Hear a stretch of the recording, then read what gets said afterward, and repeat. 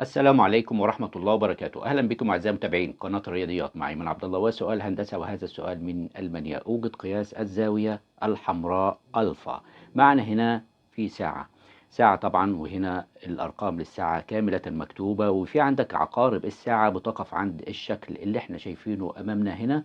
عقارب الساعة يعني مفروض هنا الساعة كام؟ هنا 4 إلا ثلث، هنا بالشكل ده.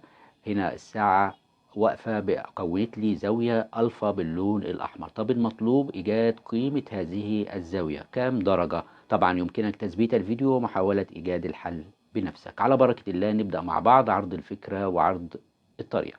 لكن رجاء اللي بيشوفنا لأول مرة يشترك في القناة ويفعل زر الجرس ليصله كل جديد. والباحث على أسئلة الهندسة يجدها في قائمة التشغيل في قائمة بعنوان اختبارات الهندسة. نبدأ الفكرة والطريقة.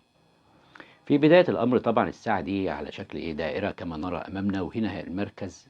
فطبعا هنا الساعة لما بتدور كامل عقارب الساعة أنت عارف إنها بتمشي كده في اتجاه اليسار. من هنا 12 تعال كده زي ما احنا شايفين، ده اتجاه عقارب الساعة بيكون بالشكل ده، بتلف وتدور وهكذا. طيب انت عندك هنا عبارة عن 60 دقيقة. 60 هنا دقيقة دي عبارة عن كام؟ أو بتساوي لو احنا حولناها لدرجات 360 درجة. جميل جدا. طيب احنا عندنا هنا لو جينا ان احنا نلاحظ الجزء ده من هنا، من عندك الثلاثة دي وصولا إلى الخمسة. لو جيت تلاحظ هنا كلها كاملة هنا عبارة عن كام دقيقة؟ 5 10 15 20 25 دقيقة. 25 دقيقة. طيب يعني انت عندك هنا 25 هنا دقيقة دي هنا هتساوي كام؟ طيب انت عندك ايضا هنا ان لو جينا نقسم دي ال60 دقيقة دي، اقسمها لي على ال60 عشان نوصل لواحد دقيقة. الدقيقة فيها قد ايه درجة؟ فيها كام درجة؟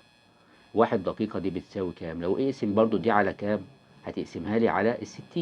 لما تقسمها على ال60 الناتج هيطلع معاك هنا 6 درجات. يعني اذا الدقيقة ب6 درجات.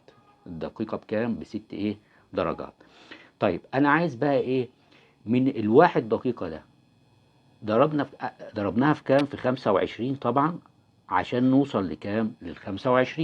يبقى بالتالي الستة دي هنضربها هي كمان في 25، هتعطينا كام؟ 150 درجة. يعني أفهم من كده إن الجزء ده كاملا هنا كل ده كده، كل ده عبارة عن كام؟ 150 درجة، اللي هو بيحتوي على الجزء اللي انا هظلله ده، الجزء اللي باللون الازرق، والجزء الاخر اللي هو الزاويه المطلوبه اللي هي الفا. الاثنين مع بعض 150 درجه. طب انا عايز الفا بس. تمام. فهنبتدي ان احنا نتواجد او نحسبها مع بعض بالشكل التالي. هنا انا هشتغل عندك هنا الساعات كلها بتكون كام؟ عندك 12 عقرب بقى الساعات. هنا عندك 12 ساعه. 12 ساعه دي بتساوي ال 360 درجه. طيب لو كان عندك هنا 1 ساعة، والساعة طبعا انت عارف ان هي كام؟ 60 دقيقة. الساعة دي بتكون عبارة عن 60 دقيقة. تمام. طيب فانت قسمت هنا على ال 12، ما تقسم هنا على ال 12 يطلع بيساوي كام؟ بيساوي 30 درجة. طيب هنا انا عايز اقسم ال 60 دقيقة دي، هقسمها على كام؟ على 6، فيطلع لك 10 دقائق. ال10 دقائق دول عبارة عن كام؟ هنا قسمت على 6، يبقى أيضا دي هتقسمها على كام؟ على ال6. فبالتالي ده هتطلع لك 5 درجات. يعني كل 10 دقائق بيعطي لك 5 درجات. طيب لو أنا عايز 40 دقيقة، 40 دقيقة، يبقى أنا ضربت دي في كام؟ ضربت دي في 4. هتضرب لي دي كمان هي في 4، هيطلع لك بيساوي كام؟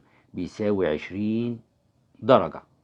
يعني افهم من كده ان الجزء ده هنا، الجزء اللي هنا ده عبارة عن كام؟ 20 درجة.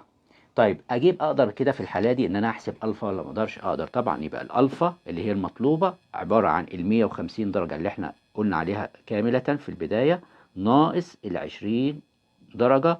يبقى اذا الالفا دي هتساوي 100 130 درجة. يعني أفهم من كده إن الزاوية المطلوبة بتاعتنا بتكون بقيمتها ب 130 درجة، وهذا هو المطلوب لدينا. شكرا لكم، والسلام عليكم ورحمة الله وبركاته.